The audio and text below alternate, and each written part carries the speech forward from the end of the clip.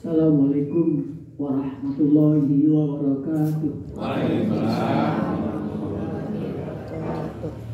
Alhamdulillahirabbil alamin wassalatu wassalamu ala asyrofil anbiya wal mursalin sayyidina wa habibina wa maulana Muhammad. Allahumma sholli ala sayyidina Muhammad wa ashhadu zalimin bi zalimin wa qina min bainihim salimin wa ala alihi wa sahbihi wa sallim ajma'in. Allahumma sholli ala sayyidina Muhammad wa ala alihi wa azwajihi wa dzurriyyatihi wa sallim wa barik. Amma ba'du. Alhamdulillah, syukur Allah Subhanahu wa taala pada malam ini bagaimanapun kondisinya tetap kita syukuri nikmat Allah Subhanahu wa taala atas kita. Mudah-mudahan pertemuan kita ini menambah berkah kebaikan dunia dan akhirat. Amin ya rabbal alamin. Teman sekalian, saya membaca hadis Rasulullah SAW tentang kematian. Sejak baca hadis itu, saya insya Allah tak takut mati. Mengapa? Karena dalam hadis tersebut disebutkan mati itu enak dan mengenakkan. Mati itu enak dan mengenakkan. Dikatakan mengenakkan bagi orang-orang jahat yang mati, maka orang yang hidup menjadi enak, terbebas dari kejahatannya. Makanya ketika ada orang jahat meninggal dunia, orang mengatakan alhamdulillah, apalah ada dari kemarin-kemarin. Berarti orang itu mengenakkan orang yang hidup. Tapi mati juga kata Nabi enak. Enak bagi siapa? Bagi orang yang soleh, bagi orang yang baik-baik. Bapak Ibu sekalian, mati itu sama dengan tidur nyenyak. Mati itu sama dengan tidur nyenyak. Makanya kalau kita lihat doa tidur itu doa anak mati, bukan doa anak istirahat. Bismika Allahumma ahya wa bismika amut. Ya Allah, dengan namamu aku hidup dan dengan namamu aku mati. Berarti ketika kita ngomong aku nak hidup, sebenarnya aku nak mati. Makanya di dalam surat, saya lupa ayatnya ya, tapi kalau yang mau diminta saya sampaikan ayatnya, saya lupa. Dikatakan bahwasanya orang tidur itu nyawanya dalam genggaman Allah. Ada yang dikembalikan dan ada yang tidak dikembalikan. Adapun yang dikembalikan dalam ayat tersebut dikatakan sampai batas waktu yang ditentukan. Artinya apa? Ketika kita tidur itu sebenarnya nyawa kita tidak mati lagi, lah mati. Ya. Karena dalam genggaman Allah Subhanahu wa taala ada yang dikembalikan dan ada yang tidak dikembalikan. Bayangkan Bapak Ibu sekalian, ya, ketika kita tidur nyenyak, kita itu justru merasa terganggu kalau ada orang ganggu kita. Bangunkan kita terganggu. Bahkan kita marah. Kita lemah-lemah tidur, tahu-tahu ada ribut. Budak kemana? Biasanya kasar, woi, tahu tidur. Artinya apa? Tidur itu lemah niat.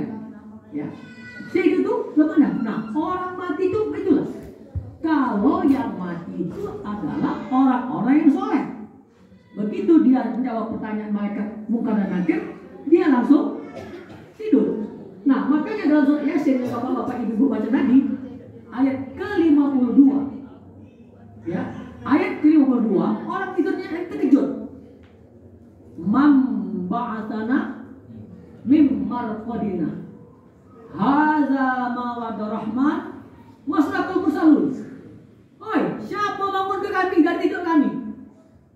Ya, siapa membangunkan kami dari tidur kami? Terkejut dia.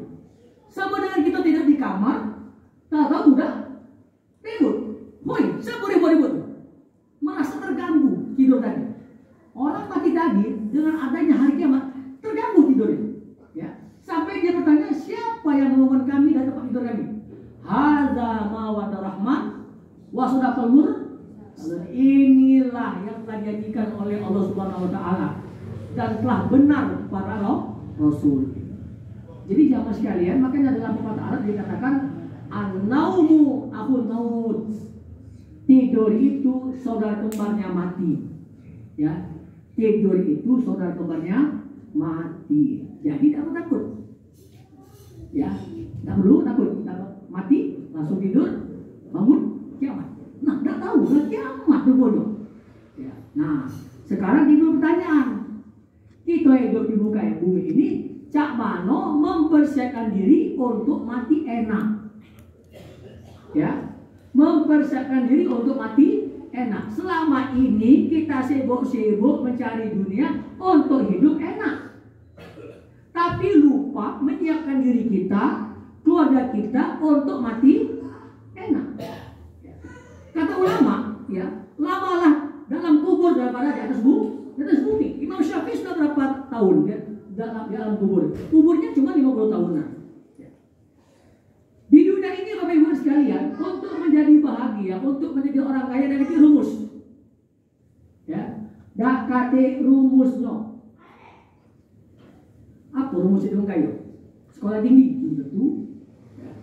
Saya ini dosen di UIN S2. Atau S3 ngutang dengan aku. Ya, bukan bukan. Artinya apa?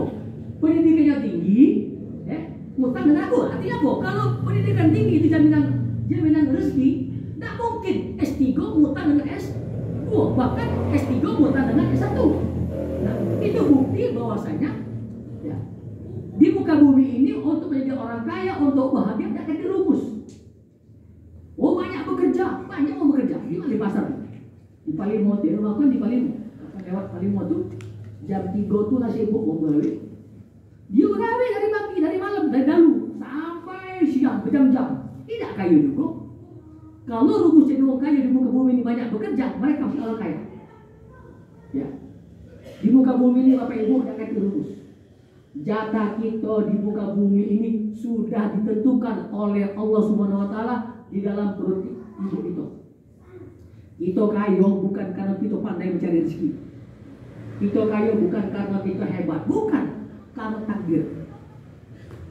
Konglomerat di muka bumi ini rata-rata tidak sarjana. Ya, konglomerat di muka bumi ini rata-rata tidak sarjana. Dak kati rumus, bukan berarti wong S3 dak ketik kayu banyak, wong S3 kayu ada, profesor kayu banyak. Maksud saya itu bukan rumus, bukan tolak ukur. Kalau profesor pasti kayu, kalau tamat SD pasti miskin, belum tentu. Ya. Untuk bahagia di muka bumi ini Bapak Ibu dak kati rumus. Tapi untuk bahagia di akhirat ada rumus. Ya. Ada rumus. Apa rumusnya? Cuma 2. Ini pas sama foto.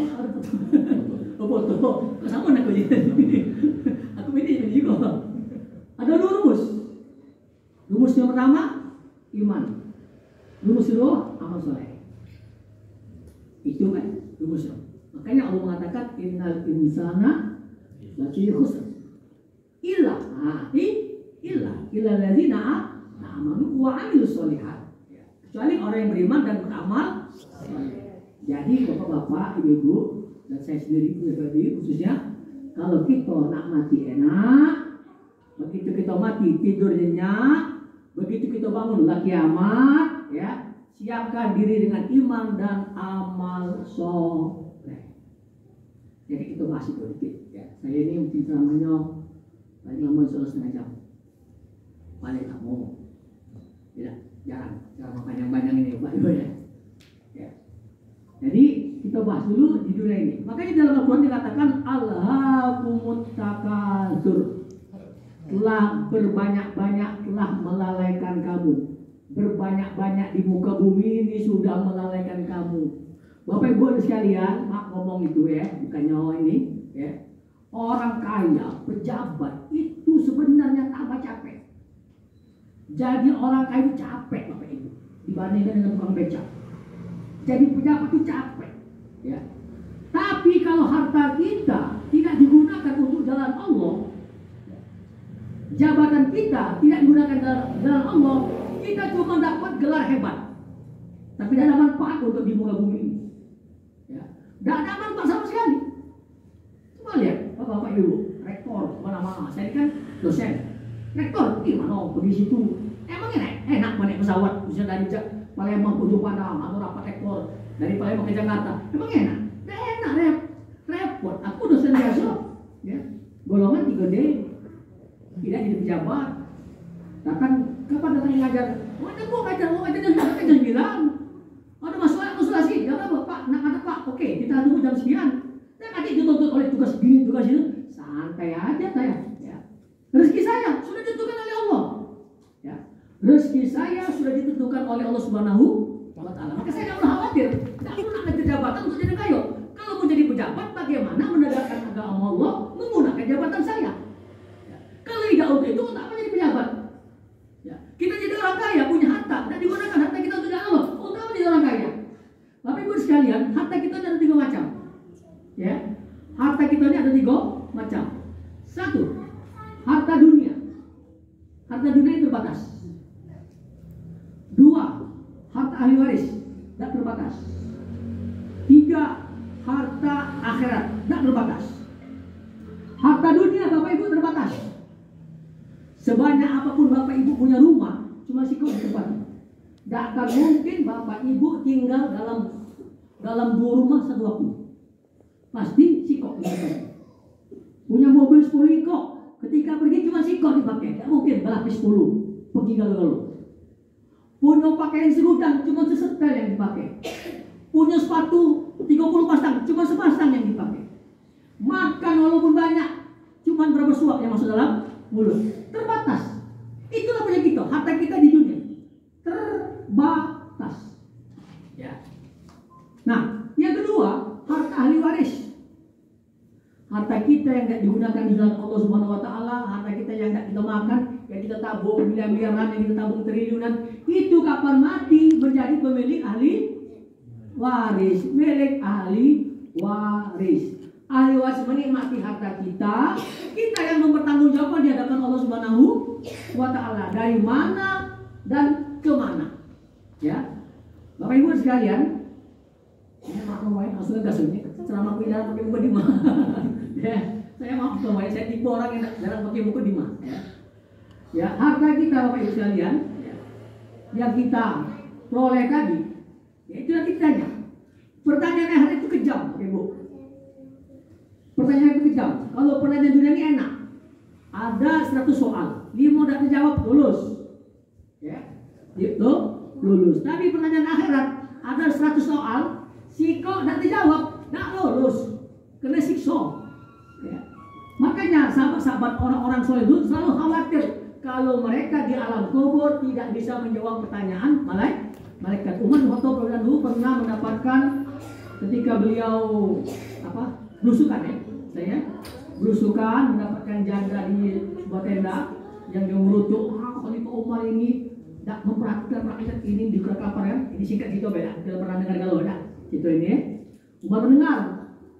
Umar ini tidak mau jawab dari khalifah. Nah, maka Umar dengar itu langsung beliau ambil janduk ya di Baitul Mal, dibawa ke tenda tadi, dia masakkan langsung. Selesai itu, nah kau cocok jadi khalifah katanya daripada Umar bin Khattab katanya.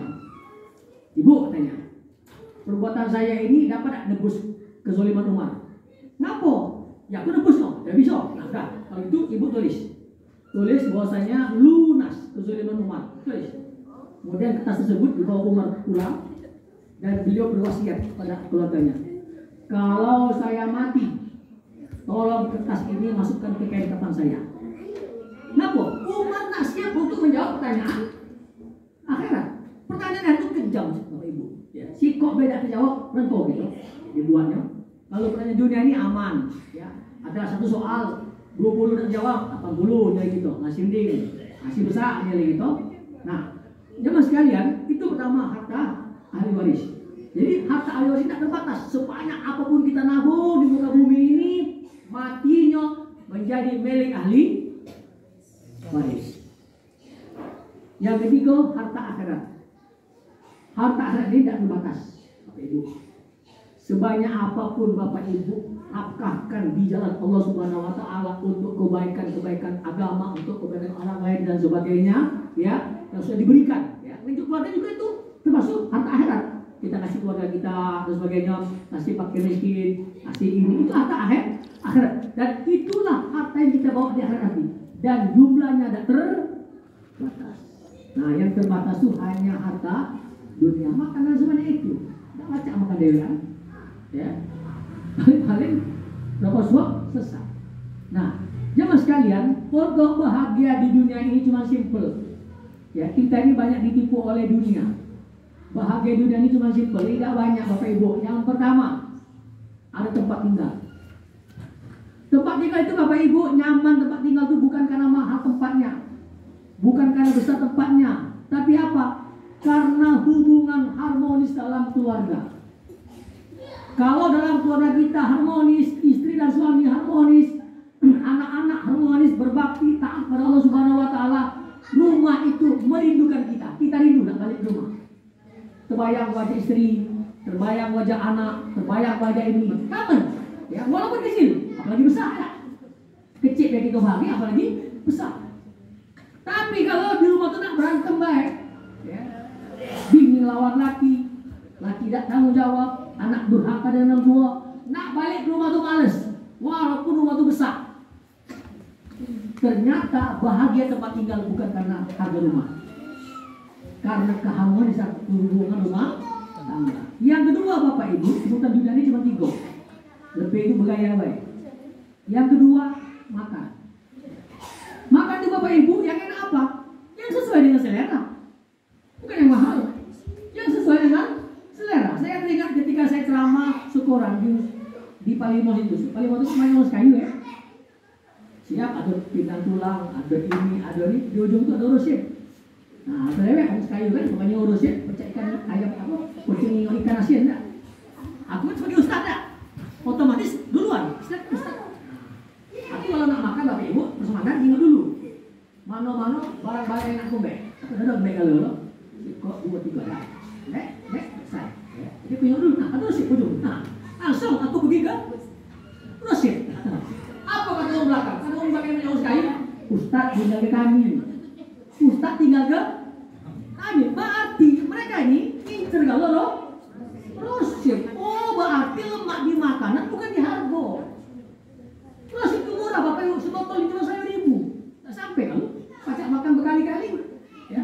Yang pinang tulang tadi mahal itu ya. Kalau kita makan dari suara itu 2.000 seberik semangkok dan sebagainya. Ya. Rosin itu murah, tapi mereka incer. Tapi mereka ngomong, Ustaz tinggal kami. Ini kisah nyata, bukan aku ngarang-ngarang, bisa ini ya. Ustaz tinggal kami. Oh, ternyata makan itu ya, bahagia dimakan bukan di harga. Bahagia dimakan adalah di selera. Yang ketiga Bapak Ibu ya, pakaian. Ya, pakaian itu Bapak Ibu yang enak itu adalah yang pantas. Kok hitam legem, baju hitam, kok celana merah, kopiah kuning, sepatu putih. Nah, kata orang lalu jalan, ya. Tak cocok walaupun mahal, ya. Tak kata muji, wah ini 1 miliar, ini 2 miliar, ini 3 miliar. Tak kata muji, kata orang tahu apa? Nano. Ya. Yang pantas. Jadi Bapak Ibu simple, bahagia di muka bumi ini cuma 3. Tapi manusia kadang-kadang mengorbankan diri melebihi 3 ini. Enak kalau mereka mengorbankan diri untuk kepentingan agama, ya enak. Tapi yang jadi masalah ini mereka menghabiskan waktu, menghabiskan tenaga, ya, menghabiskan kenyamanan demi selain dari 3 tadi, ya. Tapi tidak digunakan untuk agama Allah Subhanahu wa Ta'ala. Lah capek ngumpulkan harta, lah capek jadi pejabat, ya ngurus uang banyak, disiksa bunuh. Na'udzubillah min dzalik. Ini rumus dunia Bapak Ibu. Nah, untuk bahagia di akhirat ada rumusnya. Amanu wa amilus sholihat. Kalau kau nak bahagia di akhirat, beriman dan beramal soleh. Titik. Beriman dan beramal soleh. Titik. Tak beriman, tak masuk surga. Beriman tak beramal soleh, tak masuk surga. Celaka. Ya, celaka gitu. Kalau tidak, itu. Nah, Bapak Ibu sekalian, beramal soleh ini ada 2.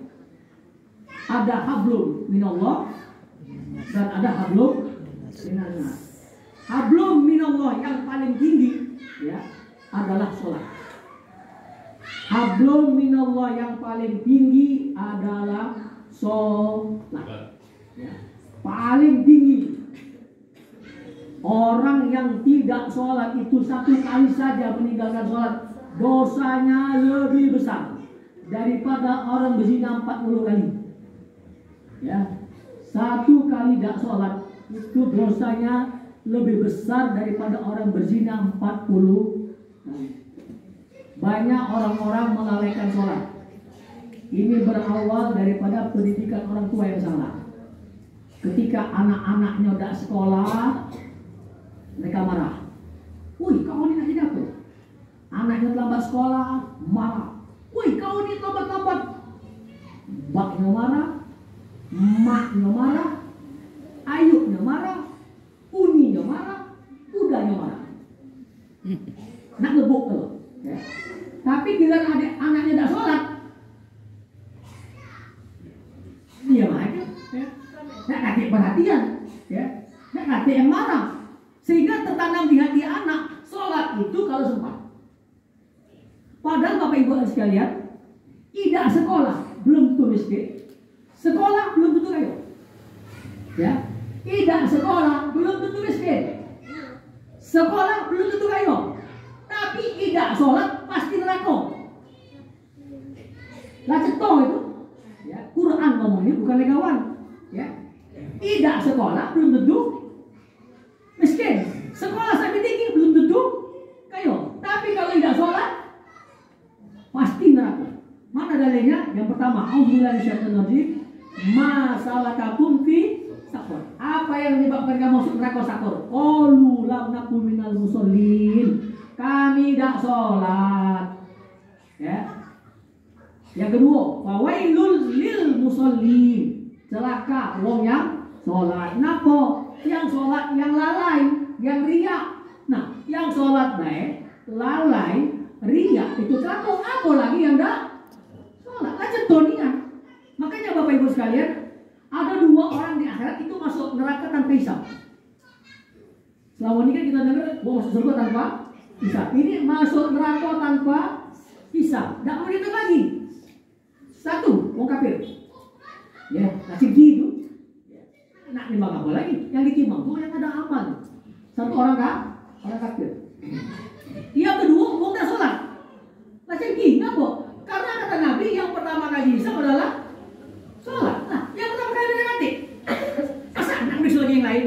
Sama saya ya. Saya ini pernah uji mahasiswa baca Quran. Ya. Uji mahasiswa saya. Aku tes dulu dikit. Kita baca selesai. Apa itu namanya kita banyak-banyak pindah sini. Tak perlu lagi. Sabarnya kan kita bahasa Arab. Kumulai dari yang paling mudah. Mahaza. Baca kan? Mahaza. Tak tahu tak? Selesai. Apa yang berani bil mudhari, bil madi, bil amr, maf'ul, maf'il. Tak perlu lagi mahaza bila baca keluar. Nah, sama yang tadi sholat. Oh, banyak bolongnya. Tak gawe gini. Sudah selesai masuk neraka. Ya. Itulah uang masuk neraka tanpa hisab. Makanya Bapak Ibu sekalian, yang paling banyak meninggalkan sholat ini, ya, yang paling banyak kondisi manusia meninggalkan sholat adalah ketika mereka sedang sakit. Saya banyak menekankan masalah orang sakit. Bapak Ibu sekalian, orang sakit itu wajib sholatnya sama dengan orang sehat sholat hukumnya. Dan dosa orang sakit meninggalkan sholat sama dengan dosa orang sehat meninggalkan sholat. Sama dosanya. Ustaz, Tuhan itu maklum. Memang Allah itu maklumnya. Allah beli, dia kasih kita keringanan. Bukan dia membolehkan kita meninggalkan. Coba lihat bapak-bapak ibu di sal-sal rumah sakit itu. Banyak orang sakit yang tidak sholat. Banyak orang sakit tidak sholat. Padahal bapak ibu, sakit itu adalah salah satu tanda kematian. Sakit itu adalah salah satu tanda kematian. Kenapa saya katakan demikian? Karena rata-rata orang mati melalui sakit. Makanya kalau ada dengar innalillahi di masjid lah, innalillahi wa inna ilaihi raji'un, telah meninggal dunia, pulang bin pulang. Nah, kata sakit apa? Pasti pertanyaan pertama kali sakit apa? Apa? Kita tahu. Ya, rata-rata uang mati melalui sakit. Artinya apa? Kalau kita lagi sakit, berarti pada diri kita ada tanda kematian. Kok justru nggak sholat? Nah, inilah yang balak 12 ini. Ya, balak 12. Udah main gap ya. Balak 12 ya. Jadi pada dirinya ada tanda kematian, justru berani meninggalkan sholat. Bagaimana Pak bayangan Bapak Ibu, kalau ada orang sakit nggak pernah rumah sakit umumnya selama seminggu.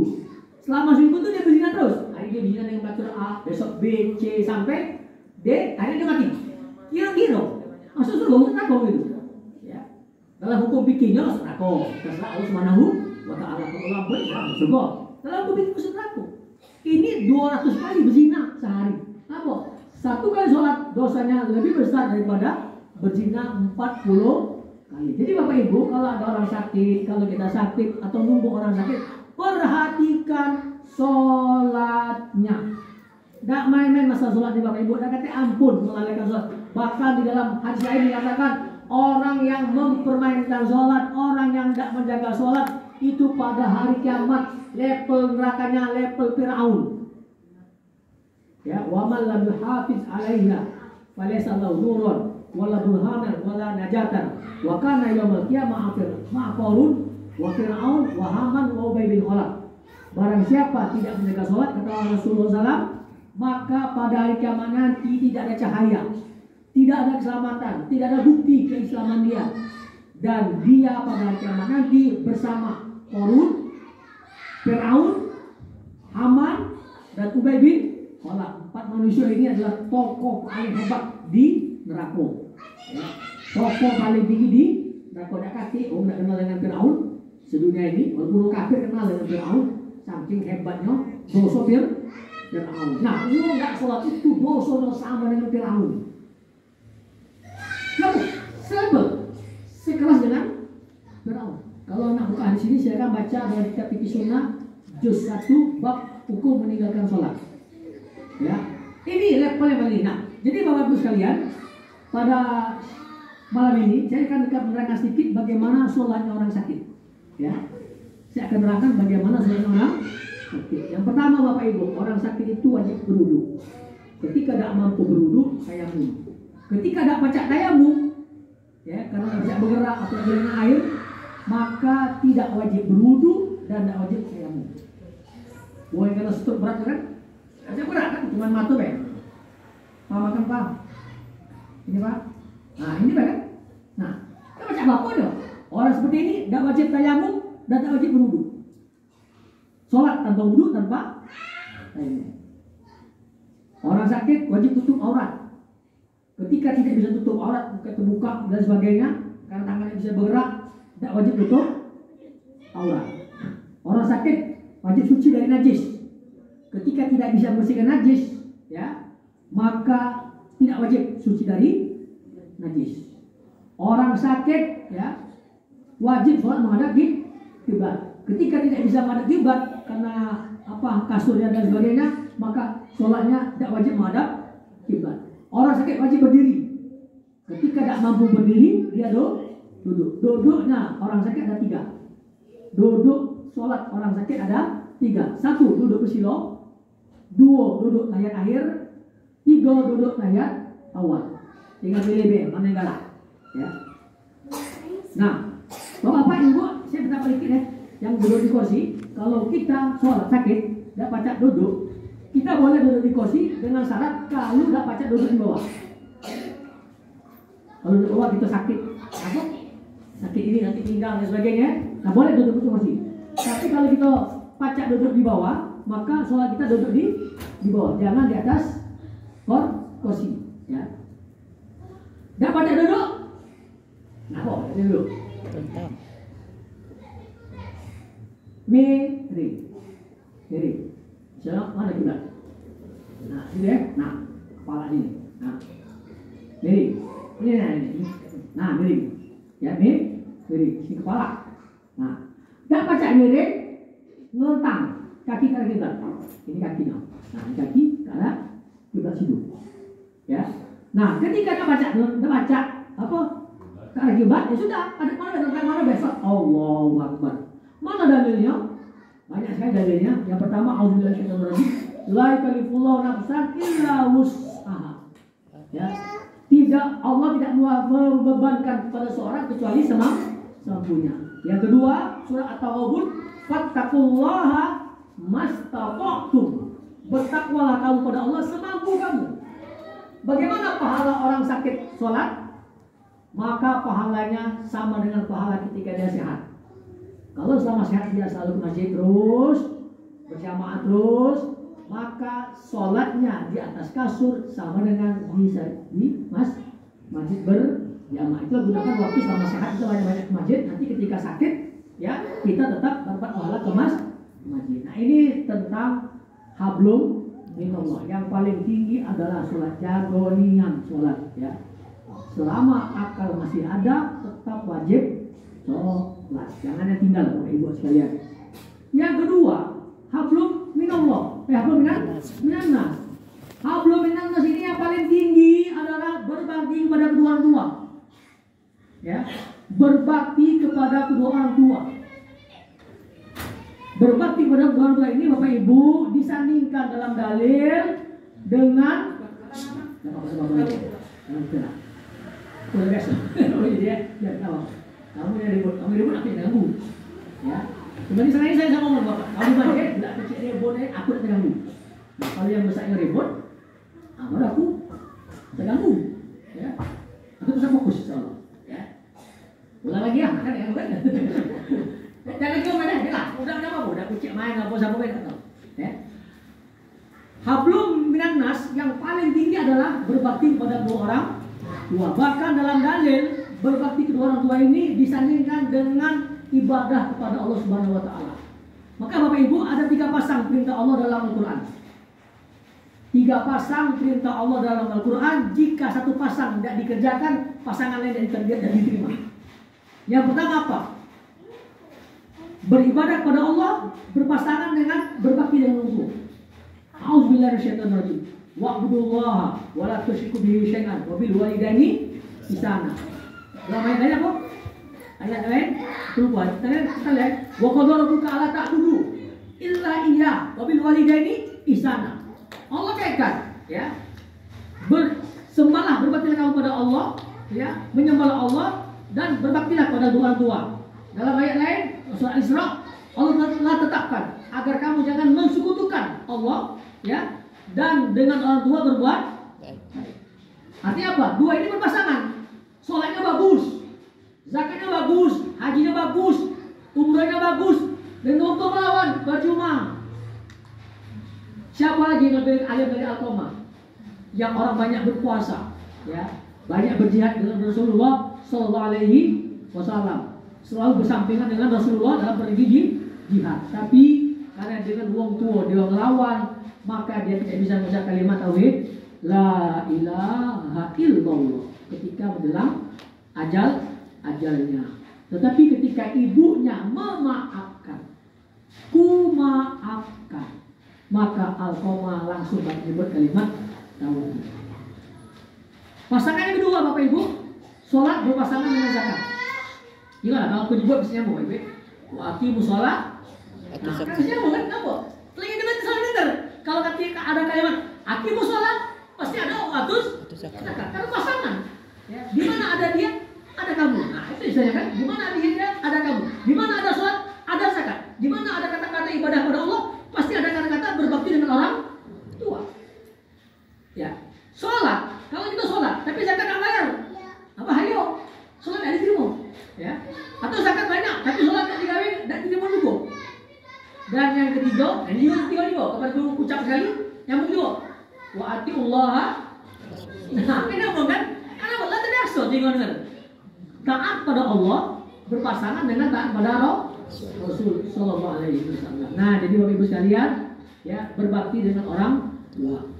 Berbakti orang tua ini Bapak Ibu, ya, jangan pakai perasaan, jangan pakai perasaan, pakai logika. Dilogikakan Bapak Ibu.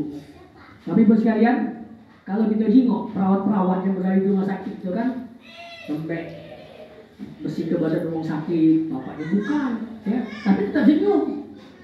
Oh, sudah. Kenapa? Yuk, tugas. Kalau tanya, nak bertindak bagi perawat? Tidak kalah. Kenapa? Karena ada gaji. Uang pegawai ditambang. Saya ini ngajar juga bukan ya, ngajar di akademi gas. Orang yang gaji ditambang itu kan kotor-kotor kan? Masuk sumur, untuk ini masuk kotor-kotor. Karena ada hutang. Tidak ketemu dengan istri, ya. Kalau di Medco itu 2 minggu kerja, 2 minggu libur. 2 minggu kerja, 2 minggu libur. Selama 2 minggu ini tidak ketemu dengan istri. Tidak makan berpisah dengan anak istri kan? Kalau makan boleh di hutan. Tapi kalau ditanya, kenapa kau berhenti? Jawabnya apa? Tidak galak. Kenapa tidak galak? Karena dipikir ada gaji. Nah, Bapak Ibu, berbakti orang tua ini, Bapak Ibu, semakin melowong tua, semakin besar gajimu. Ya, semakin wong tua gitu. Kan wong tua ini macam-macam Bapak Ibu ya. Ada wong tua yang lembut, ada. Ada wong tua yang kasar.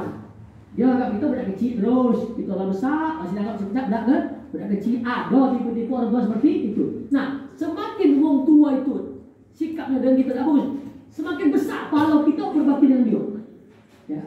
Semakin besar pahala kita berbakti dengan dia. Makanya Bapak Ibu, kalau kita lihat di dalam riwayat-riwayat, banyak orang itu jadi wali Allah karena dia punya istri yang kalau bahasa sekali tidak berani. Kalau bahasa Padang alat tak bagus, ya.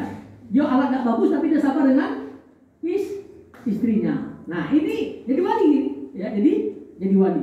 Artinya semakin kita berbaik dengan orang jahat dan kita, semakin besar pada apalagi orang tua kita yang sudah membesarkan kita dari kecil. Ya.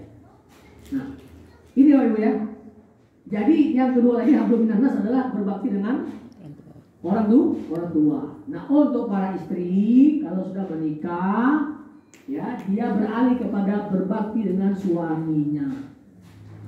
Ya, berbakti dengan suaminya. Tapi ingat Bapak Ibu, ya, semakin ibu-ibu taat dengan suami, walaupun orang tua kita tidak setuju, selama suami tadi tidak mengajak perbuatan haram, kita berbakti dengan suami kita, ya, maka secara tidak langsung orang tua kita mendapat pahala seperti pahala kita. Jadi ibu-ibu kalau tak suami, wong tua yang panen, kalau cinta dengan orang tua, kita sebagai istri tak suami. Ulang lagi ya maksudnya, kalau cinta dengan orang tua, ya sebagai istri, untuk berbakti dengan suami, dengan apa? Dengan orang tua, kita tak dengan suami. Makanya Bapak Ibu pernah tidak dengar riwayat seorang bapak orang masuk neraka gara-gara punya anak cewek menjadi istri soleha? Pernah dengar yang mbaknya sakit, neng, bakso sakit neng, tolong dibesuk. Oh maaf, suami saya melarang saya keluar rumah. Pernah kan? Nah, kemudian mati, neng, bapak neng mati. Oh maaf, suami belum pulang. Sampai dikuburkan. Nah, di malam harinya si neng tadi bermimpi. Si bapak tadi hampir masuk neraka, ditarik oleh si anak perempuan. Disampaikan pada Rasulullah cerita tadi. Kata Rasul, benar mimpi kamu. Orang tua kamu orang masuk neraka karena dia punya anak soleh, istri soleha. Nah, jadi Bapak Ibu tak kati yang sia-sia hidup dalam muka bumi ini. Oleh karena itu, kalau kita ingin mati enak, Bapak Ibu, iman dan amal soleh. Iman itu pada Allah SWT. Kalau amal soleh ada dua, hablum minallah dan hablum minan nas. Nah, untuk itu semua Bapak Ibu jangan bertekad. Aku bertekad akan berbakti. Jangan. Apa? Berdoa dulu. Sebab kalau kita bertekad, kadang-kadang kalau Allah yang izinkan, berat untuk kami. Tapi kalau Allah izinkan, ya Allah, izinkanlah aku, berilah aku taufik, jadikanlah aku menjadi anak yang soleh, anak yang berbakti, dan aku menjadi istri yang berbakti dengan suami. Nah, insya Allah itu ringan semua akan kita kerjakan. Walaupun bagaimana asal orang bagaimana kita merasa ringan. Nah, inilah Bapak Ibu sekalian ya yang saya sampaikan. Mudah-mudahan kita semua, keluarga kita semua, nanti kita datang kematian, kita semua mati dalam keadaan husnul khotimah. Kapan bangun sudah kiamat. Tapi kalau mati tidak enak Bapak Ibu, dari mati sampai hari kiamat kena gebuk terus. Ya, jangankan kena gebuk.